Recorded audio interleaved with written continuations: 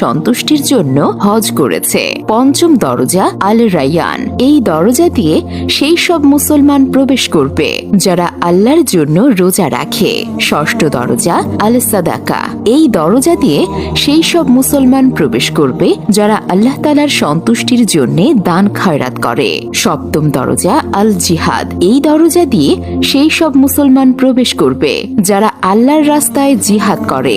অষ্টম দরজা আল সালাত। এই দরজা দিয়ে সেই সব মুসলমান প্রবেশ করবে যারা নামাজের ব্যাপারে নিয়মিত ছিল, সন্তুষ্টির জন্য হজ করেছে। পঞ্চম দরজা আল রাইয়ান। এই দরজা দিয়ে সেই সব মুসলমান প্রবেশ করবে যারা আল্লাহর জন্য রোজা রাখে। ষষ্ঠ দরজা আল সাদাকা। এই দরজা দিয়ে সেই সব মুসলমান প্রবেশ করবে যারা আল্লাহ তাআলার সন্তুষ্টির জন্য দান খয়রাত করে। সপ্তম দরজা আল জিহাদ। এই দরজা দিয়ে